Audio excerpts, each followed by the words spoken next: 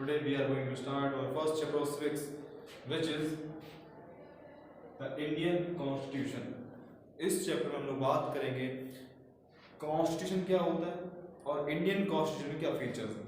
हम समझने की कोशिश करेंगे first of all what do you mean by constitution. Constitution से आप क्या समझते हैं? जनरली हम अगर बात करें, एक एग्जांपल लेके हम चलते हैं। दिस इज अबाउट स्कूल, ये हमारा स्कूल है, ठीक है।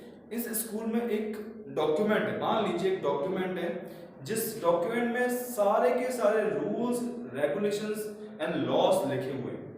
मतलब क्या लिखा हुआ है कि आप कितने बजे स्कूल आएंगे, स्कूल ड्रेस में आएंगे, ठीक है, आपके लेक्चर कितने मिनट के रहेंगे, आपके क्लास टीचर्स कौन होंगे, आपको कौन ऑर्डर दे सकता है, मतलब आपके गेम पीरियड कितने होंगे।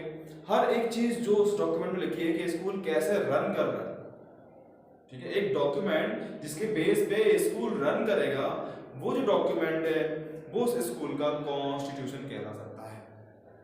तो मान लीजिए जो स्कूल है एक कंट्री है और जो डॉक्यूमेंट है, जो बेसिक डॉक्यूमेंट है जिसके बेस पर ये कंट्री रन कर रही है, वो हो गया कॉन्स्टिट्यूशन, ठीक है। तो समझते हैं what is a constitution. Constitution क्या होता है? A rule book of a country, एक कंट्री की एक रूल बुक होती है जिसके अंदर सारे रूल्स रेगुलेशंस लिखे जाते हैं और ये बताते हैं कि क्या करना सही है और क्या करना गलत है, ठीक है। Represent the belief and the ideals of the people. Second जो चीज है वो बताती है जो संविधान है, जो कॉन्स्टिट्यूशन है, वो वहां के लोगों की मान्यताएं, बिलीफ को रिप्रेजेंट करता है। इनडायरेक्टली क्यों करता है भाई? जो कॉन्स्टिट्यूशन बनाया गया है वो लोगों के द्वारा ही बनाया गया है, ठीक है। तो जिस टाइप का कॉन्स्टिट्यूशन होगा उस टाइप के लोग होंगे, मतलब, ठीक है।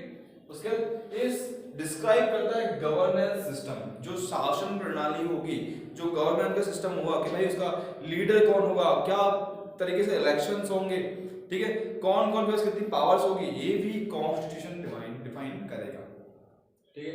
Next, avoid misuse of power. अब जो कॉन्स्टिट्यूशन है वो पावर के मिसयूज को चेक करता है, कंट्रोल करता है, ठीक है। जैसे भाई हमने बोला कि जब इंडिया आजाद नहीं हुआ 1946 की बात करें, ठीक है, तो उससे पहले सारा का सारा कंट्रोल ब्रिटिश रूल का था। तो ब्रिटिश रूल अपनी मनमानी करते थे। इवन उससे पहले हम जाएं तो पहले किंग्स होते थे, किंगडम्स होती थी, ठीक है। जो किंग्स होते थे वो भी अपनी मनमानी करते थे। उनका भाई सिर चल गया तो बोला कि इतना टैक्स लगेगा, उनने बोला इसको फांसी दे दो, उसका सर काट दो। मतलब यहाँ पे आम जनता की कोई भी वैल्यू नहीं थी, ठीक है। तो लेकिन जब संविधान आया, जब कॉन्स्टिट्यूशन आया, तो उसने चीज ध्यान में रखी कि भाई कोई भी अपनी पावर का मिसयूज ना करे, चाहे वो राजा हो, चाहे वो लीडर हो, चाहे वो आम जनता हो, सबको इक्वलिटी मिले, सबको समानता मिले, ठीक है, और वो अपनी पावर के मिसयूज ना कर पाए। उसके बाद protect citizens and their rights. अब जो कॉन्स्टिट्यूशन है वो क्या करता है, जो नागरिक है, जो सिटीजंस हैं, उनको प्रोटेक्ट करता है और जो उनको अधिकार दिए गए हैं उसको भी प्रोटेक्ट करता है, ठीक है। तो ये चीज होती है कॉन्स्टिट्यूशन। हम बात करते हैं, एक एग्जांपल लेके चलते हैं भाई, आपकी बुक में दे रखा है डेमोक्रेसी इन नेपाल। जब हम नेपाल की बात करें भाई, हमारा नेबर कंट्री है नेपाल, ठीक है, नॉर्थ में पड़ता है पास में। तो नेपाल में क्या था, पहले नेपाल में मोनार्ची थी, नेपाल वाज अ मोनार्ची, मतलब कि वहां पे किंग्स एंड क्वींस होते थे, जो कंट्रोल होता था वो किंग्स का या क्वींस का होता था, और ऐसे ही पीढ़ी दर पीढ़ी वो चला आ रहा था। फिर क्या हुआ, people want to change it, they protest and fought for the decades. उसके बाद क्या हुआ, जो लोग थे वो उससे फेड अप हो गए, परेशान हो गए, जो किंग, जो मोनार्ची चल रहा था उससे, और उन्होंने इसको खत्म करने का डिसाइड किया। तो उन्होंने उसके खिलाफ प्रोटेस्ट करना, हड़तालें करना, ठीक है, और वो कई सालों तक, 10-20 सालों तक वो उसके लिए लड़ते रहे। लोग प्रोटेस्ट करते रहे कि मोनार्ची खत्म करो, आम जनता के हक में सोचो, ये चीजें वो करते रहे और सालों तक वो उसके लिए फाइट करते रहे। Finally in 2006 monarch system ended. अब क्या हुआ, 2006 में finally monarch system, Kings and queen's को हटा दिया गया, ठीक है। And in 2008 Nepal become a democratic country, और फिर 2008 में नेपाल का अपना एक संविधान लिखा गया और क्या हो गया, फिर नेपाल एक डेमोक्रेटिक कंट्री हो गया, ठीक है। मतलब लोगों ने ही इकट्ठा होके एकता की पावर देख रहे हैं आप, मतलब लोगों ने इकट्ठा होके किंग को वहां से हटा दिया। ठीक है, ये था नेपाल का सिस्टम। अब हम बात करते हैं व्हाई आर कॉन्स्टिट्यूशन, कॉन्स्टिट्यूशन क्यों जरूरी है, व्हाई, है ना। क्या भाई किंग्स एंड क्वींस थे वो सही नहीं थे, या फिर हम बात करें डिक्टेटरशिप, क्या वो सही नहीं है, तानाशाही आपने सुना होगा, किम जोंग उनका नाम सुना होगा, वहां पे कोई संविधान नहीं है, वो जो बोलता है वैसा होता है नॉर्थ कोरिया में, पर हम उसको बाद में डिस्कस करेंगे। अभी हम बात करते हैं why is a constitution, constitution क्यों जरूरी है। सोशल, इकोनॉमिकल, पॉलिटिकल जस्टिस के लिए। सबसे पहले संविधान कॉन्स्टिट्यूशन क्या लेके आता है, social, economical and political justice लेके आता है, सब में इक्वलिटी लेके आता है। Second, protection of minority. अब माइनॉरिटी और मेजॉरिटी क्या होती है, मैंने आपको समझाया था। माइनॉरिटी का मतलब होता है जो कम संख्या में है, मेजॉरिटी में जो ज्यादा संख्या में है ना। मतलब हम बात करें फॉर एग्जांपल गुना की, तो गुना में जो हिंदू हैं वो क्या है, मेजॉरिटी है, गुना में हिंदुओं की संख्या क्या है, ज्यादा है। फिर हम बात करें सिख की, तो गुना में सिख कम है, तो सिख क्या होगा, सिख माइनॉरिटी होगा। तो कभी कभी क्या होता है कि भाई जो मेजॉरिटी होती है, जो ज्यादा संख्या में, वो माइनॉरिटीज के ऊपर अपना कंट्रोल या डोमिनेंस जमाने की कोशिश करते हैं, बोलते हैं हम ज्यादा हैं, हम आप हमारी पावर ज्यादा है। तो ऐसा ना हो, इसलिए माइनॉरिटीज की प्रोटेक्शन भी कॉन्स्टिट्यूशन करता है। उसके बाद equal right to every citizen. अब चाहे वो लड़का हो चाहे वो लड़की हो, ठीक है, चाहे वो हिंदू हो चाहे वो मुस्लिम हो चाहे वो सिख हो चाहे वो ईसाई हो, सबको इक्वल राइट्स दिए जाते हैं कॉन्स्टिट्यूशन के थ्रू, मतलब सबको समानता दी जाती है, इसलिए जरूरी है। उसके बाद prevent discrimination on the basis of caste, religion and gender. भाई धर्म के आधार पे, लिंग के आधार पर, ठीक है, जाति के आधार पे, कलर के आधार पे आपस में डिस्क्रिमिनेशन मतलब भेदभाव को भी कौन रोकेगा, कॉन्स्टिट्यूशन रोकेगा। तो इन सब के लिए क्या जरूरी है, कॉन्स्टिट्यूशन जरूरी है। ठीक है, उसके बाद कॉन्स्टिट्यूशन इन इंडिया। अब हम बात कर रहे हैं भाई इंडिया के कॉन्स्टिट्यूशन की, भारत के संविधान की। After the independence, our Indian leaders and people wanted to end the suffering of cruel center of control of one man control। ठीक है, अब क्या हुआ भाई, राजाओं के टाइम पे, ईस्ट इंडिया के टाइम पे सब लोगों ने क्रूरलिटी से हमारे ऊपर राज किया, इंडियंस के ऊपर राज किया। ठीक है भाई, उन्होंने का जो मन हुआ वो हमारे साथ किया, ठीक है, हमको दबाया। तो इस चीज से हम क्या फेड अप हो गए थे, हम परेशान हो गए थे कि पहले राजा थे वो भी लड़ते रहते थे आपस में, ठीक है, वो भी कंट्रोल करते थे, उसके बाद ईस्ट इंडिया कंपनी आई उसने हमारा यूज किया। ठीक है, तो इस सिस्टम को खत्म किया जाए और जो हमारा शासक बने, जो हमारा किंग बने, वो हमारे थ्रू ही इलेक्टेड हो। ठीक है, मतलब जो वन मैन कंट्रोल होता था पहले, उसको खत्म किया जाए और जो आम जनता है वही अपने लीडर को चुने। ये हमारी विचारधारा आई। तो उसके लिए क्या हुआ, उसके लिए भाई जो हमारे लीडर्स थे, पढ़े लिखे लीडर्स थे, जिन्होंने भाई अच्छी हायर एजुकेशन गेन कर रखी थी, नॉलेज थी, उन लोगों ने एक कमेटी बनाई, एक ग्रुप बनाया। ठीक है, एक जिसको बोला गया ड्राफ्टिंग कमेटी। तो drafting committee was made and जिसके हेड थे B.R. अम्बेडकर, डॉक्टर भीमराव अम्बेडकर। ठीक है, ड्राफ्टिंग कमेटी का काम क्या था, ड्राफ्टिंग कमेटी का काम था कि भाई वो सबके सब लॉ के विशेषज्ञ थे, स्पेशलिस्ट थे। तो इंडिया के लिए संविधान बनाना, इंडिया के लिए कॉन्स्टिट्यूशन बनाना इन लोगों का काम था। इसके हेड थे डॉक्टर भीमराव अम्बेडकर। ठीक है, तो they form the constitution from 1946 to 1949, future of independent India. तो भाई इंडिपेंडेंट इंडिया के फ्यूचर के लिए कॉन्स्टिट्यूशन स्टार्ट हुआ 1946 में और वो कंप्लीट हुआ 1949 में। मतलब भाई इसको बनाने के लिए 2 साल 11 महीने और 18 दिन लगे थे। जो इंडियन कॉन्स्टिट्यूशन लिखा गया है वो 2 years 11 months and 18 days के अंदर लिखा गया है ना। और बनाया किसने, ड्राफ्टिंग कमेटी ने। अब जब बात करें इंडियन कॉन्स्टिट्यूशन की, भारतीय संविधान की, तो इसके कुछ फीचर्स है, कुछ कार्य है, हम समझेंगे इसके क्या क्या फीचर्स है, कैरेक्टरिस्टिक्स है। तो पहला है फेडरलिज्म, मतलब कि संघवाद जिसको हिंदी में बोलते हैं।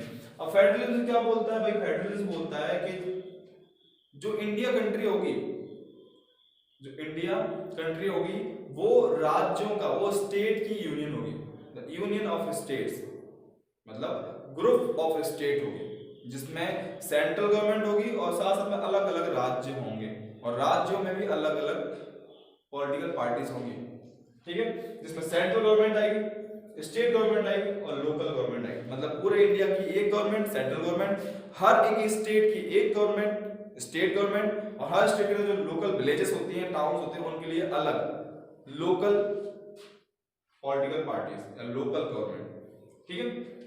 तो पहला हो गया फेडरलिज्म, संघवाद, मतलब इंडिया एक संघ होगा राज्यों का। India will be union of state, India will be a union of state. Second, parliamentary form of government, अब जो गवर्नमेंट होगी वो पार्लियामेंट्री फॉर्म में डिवाइड होगी। पार्लियामेंट्री फॉर्म क्या होता है भाई? राज्यसभा और लोकसभा यहां पर होंगे, जहां पर सारे रिप्रेजेंटेटिव्स बैठेंगे और बैठ के मिलकर पूरी सरकार के आगे पॉलिसी से प्लान्स बनाएंगे, जो भी प्रॉब्लम्स है उनको भी वो सॉल्व करेंगे, है ना। ये हो गया पार्लियामेंट्री फॉर्म ऑफ गवर्नमेंट, ठीक है। जो एमएलएस होते हैं, जिनको हम चुनते हैं, वो पार्लियामेंट में जाकर बैठते हैं और प्रॉब्लम्स को डिस्कस करते हैं और इंडिया के फ्यूचर के लिए पॉलिसीज एंड प्लान्स बनाते हैं। लोकसभा एंड राज्यसभा। उसके बाद universal adult franchise, universal adult franchise भाई अगला इंपॉर्टेंट फीचर है कॉन्स्टिट्यूशन का। कॉन्स्टिट्यूशन चाहे कहीं भी हो, उसमें भाई ये चीज हमेशा होती है, यूनिवर्सल एडल्ट फ्रेंचाइज। इसका मतलब क्या होता है भाई? उस कंट्री के जितने भी एडल्ट्स होंगे, उस कंट्री के जितने भी एडल्ट्स होंगे, सबको वोट देने का अधिकार है। क्या है भाई? जितने भी एडल्ट्स हैं उस कंट्री के, सबको एक वोट देने का अधिकार होगा इक्वली, नो मैटर चाहे वो किसी भी कास्ट से बिलोंग करते हो, ठीक है, कहीं से भी हो, ठीक है। ये होता है यूनिवर्सल एडल्ट फ्रेंचाइज। अगला जो फीचर है कॉन्स्टिट्यूशन में वो है सेपरेशन ऑफ पावर। अब भाई हम पहले से जानते हैं कि इंडिया जब आजाद नहीं हुआ था तो क्या थी? पावर्स एक जगह इकट्ठी थी। पहले किंग्स के पास सारी पावर्स थी, अलग अलग मुगल आए उनके पास सारी पावर्स थी, फिर ईस्ट इंडिया कंपनी सारी पावर्स उनके पास थी। तो हमने जब कॉन्स्टिट्यूशन बनाया, जब हमने कॉन्स्टिट्यूशन को राइट किया, तो हमने पावर्स को डिवाइड कर दिया। क्यों कर दिया? ताकि कोई भी एक पर्सन पावर का मिसयूज ना कर सके, इसलिए सारी पावर्स को अलग अलग कैटेगरी में डिवाइड कर दिया, जिसमें होती है लेजिस्लेशन, मतलब जितने भी आपके रिप्रेजेंटेटिव्स होंगे, नेता होंगे, एमएलएस, ठीक है, पार्षद जो भी होंगे, वो लेजिस्लेशन में आ गए। एग्जीक्यूटिव में कौन कौन आ गए? एग्जीक्यूटिव मतलब कि राष्ट्रपति, राज्यपाल और हमारे ऑफिसर्स, और ज्यूडिशरी मतलब सुप्रीम कोर्ट, हाई कोर्ट के जजेस, ठीक है। तो इन तीनों अलग अलग बॉडी हैं और अलग अलग पावर्स हैं, ना ए इन पे कंट्रोल कर सकते, ना ए इन पे कंट्रोल कर सकते, मतलब सारी इंडिपेंडेंट बॉडीज हैं। अगर कोई एक जना गलत करता है तो बाकी दो लोग इसको खत्म कर देंगे, अगर यहाँ पे कोई गलती करता है तो ये दोनों इसको कंट्रोल कर लेंगे। तो इसलिए इस पावर को सेपरेट कर दिया गया ताकि कोई एक पर्सन सारी पावर्स का मिसयूज ना कर सके। उसके बाद नेक्स्ट है fundamental rights, another important point भाई। कॉन्स्टिट्यूशन हर एक सिटीजन को, आपको और मुझे 6 फंडामेंटल राइट्स देते हैं। इंडिया के कॉन्स्टिट्यूशन की बात कर रहे हैं। Indian constitution gives you 6 fundamental rights which are right to equality, समानता का अधिकार। आप किसी भी जाति, धर्म, लिंग में बिलोंग करते हो, आप लड़का हो, लड़की हो, काले हो, काले हो, गोरे हो, हिंदू हो, मुस्लिम हो, अगर आप इंडिया के सिटीजन हैं तो आपको समानता का अधिकार है। मतलब आप गवर्नमेंट की नजर में सेम रहेंगे, आपके जाति धर्म के आधार पे आप पे भेदभाव नहीं किया जाएगा। राइट टू फ्रीडम, आजादी का अधिकार, आपको कोई पकड़ के बंदी बना के नहीं रख सकता, आप अपनी फ्रीडम से अपनी जीवन जी सकते हैं, लॉफुल तरीके से आप अपना जीवन जी सकते हैं, ठीक है। आप जहां चाहें वहां घूम सकते हैं, जो बिजनेस का करना चाहें वो कर सकते हैं, आप फ्री हैं, लेकिन सिर्फ लॉफुल होना चाहिए बस। राइट अगेंस्ट एक्सप्लॉइटेशन, मतलब अगर आपके साथ कोई शोषण हो रहा है, आपके साथ कुछ गलत हो रहा है, तो आप उसके अगेंस्ट में बात उठा सकते हैं, आप केस कर सकते हैं सामने वाले को, आप कानून के पास जा सकते हैं। आपका अधिकार है कि अगर आपका एक्सप्लॉइटेशन हो रहा है तो आप अगेंस्ट में बोल सकते हैं। उसके बाद right to freedom of religion, अगला बोलता भाई आपको रिलीजन मतलब कि धर्म फॉलो करने की फुल फ्रीडम है। मैं चाहूं तो मैं हिंदू धर्म फॉलो कर सकता हूं, मैं चाहूं तो मैं मुस्लिम धर्म फॉलो कर सकता हूं, मैं चाहूं तो मैं सिख धर्म फॉलो कर सकता हूं, मैं चाहूं तो मैं क्रिश्चियन बन सकता हूं, मैं चाहूं तो मैं बौद्ध बन सकता हूं, है ना। मतलब मुझे कोई भी धर्म फॉलो करने की फुल फ्रीडम है, कोई मुझे जज या रोक नहीं सकता। मेरा मन मैं मस्जिद में जाऊं, मेरा मन मैं क्रिश्चियन के पास जाऊं, चर्च में जाऊं, मेरा मन मैं मंदिर में जाऊं, है ना। मुझे फ्रीडम है कोई भी रिलीजियस को आके बंद करके फॉलो करने की। ये मुझे किसने दिया है? कॉन्स्टिट्यूशन ने ये राइट मुझे दिया है। उसके अगला है कल्चरल एंड एजुकेशनल राइट्स। अब आपको अपने कल्चर फॉलो करने की और बेसिक एजुकेशन पाने का फुल अधिकार है। मतलब इंडिया के कॉन्स्टिट्यूशन में लिखा है कि हर एक बच्चा 14 साल तक की फ्री एजुकेशन ले सकता है। उसका से अधिकार है कि वो 14 ईयर्स तक आराम से पढ़ सकता है। सरकारी स्कूल में नन फीस लगती है, वहां जाकर कोई बच्चा एडमिशन करा के पढ़ सकता है। ठीक है, इवन कल्चर को फॉलो कर सकता है। जैसे आपने देखा होगा रैलियां निकलती हैं कम्युनिटीज की, है ना, भाषणबाजी होती है, क्यों करते हैं? कोई रोकता उनको? नहीं रोकता, क्योंकि उनको कल्चर फॉलो करने की फ्रीडम है। मैंने कहा भंडारा कर दिया, मेरी मर्जी, मुझे कोई नहीं रोक सकता। मैंने खाना खिला दिया, वही मैंने झांकी लगा ली, मैंने ताजिए निकाल दी, है ना, मैंने कोई रैली निकाल दी, क्यों? यहाँ पे मेरा कल्चर है वो चीज। कोई भी फेस्टिवल, मैं दिवाली मना रहा हूँ, मैं ईद मना रहा हूँ, मैं मना सकता हूँ, कोई मुझे रोक नहीं सकता। तो एक कल्चरल फ्रीडम। उसका 6 है राइट टू कॉन्स्टिट्यूशनल रेमेडीज। मतलब अगर मेरे साथ कुछ गलत हुआ है तो मुझे उसकी रेमेडी मिलेगी, मतलब मुझे उसकी भरपाई मिलेगी। मेरा कुछ लॉस हो गया भाई, है ना, मेरे साथ कुछ मान हानि हो गई तो मैंने केस कर दिया, है ना, सामने वाला मुझे, सरकार ने ऑर्डर दिया कि सामने वाला मुझे 1 लाख रुपए देगा, मेरी भरपाई हो गई। ठीक है, तो इस तरीके से क्या होगा भाई, ये हमारे बेसिक 6 राइट है। ठीक है, ये आपको पढ़ने, ये आपको एज इट इज याद होने चाहिए। ये 6 राइट्स जो आपको दिए गए हैं, बताए गए हैं, वो आपको एज इट इज याद होने चाहिए। उसके बाद अगला है सेकुलरिज्म, जो आजकल न्यूज में बहुत चल रहा है। सेकुलरिज्म क्या होता है ना, न्यूज में आ रहा है भाई इंडिया सेकुलरिज्म है, कहाँ है, ऐसा वैसा, बहुत बहुत डिबेट चल रहा है। तो सेकुलरिज्म मतलब होता है धर्मनिरपेक्ष। धर्मनिरपेक्ष सेकुलरिज्म मतलब कि इंडिया एक सेकुलरिस्ट कंट्री है जहां पर किसी एक धर्म को इंपॉर्टेंस नहीं दी जाएगी, सारे धर्मों को इक्वल इंपॉर्टेंस दी जाएगी। सेकुलरिस्ट क्या बोलता है भाई, सारे धर्मों को इक्वल इंपॉर्टेंस दी जाएगी, कोई को अलग इंपॉर्टेंस, कोई राष्ट्रीय धर्म नहीं होगा यहाँ पे। ठीक है, तो हमारी कंट्री सेकुलर कंट्री है जिसमें धर्मनिरपेक्षता है, यहाँ पे सब धर्मों को बराबर मान्यताएं हैं। ठीक है, तो ये जो आपका चैप्टर था ये था इंडियन कॉन्स्टिट्यूशन, हमने पढ़ लिया है। ठीक है, हमने समझा पहले कॉन्स्टिट्यूशन क्या होता है, फिर हमने डेमोक्रेसी इन नेपाल का एग्जांपल लिया, उसके हमने कॉन्स्टिट्यूशन की इंपॉर्टेंस समझी, उसके बाद बात करी इंडियन कॉन्स्टिट्यूशन कब बना, कैसे बना, उसके बाद बात करी कि इंडियन कॉन्स्टिट्यूशन के क्या क्या फीचर्स हैं। ठीक है, ये हमारा फर्स्ट चैप्टर था। इसके नोट्स मैं आपको फॉरवर्ड करूंगा, इसका स्क्रीनशॉट आप ले लीजिएगा। ठीक है, और इसको पढ़ेगा।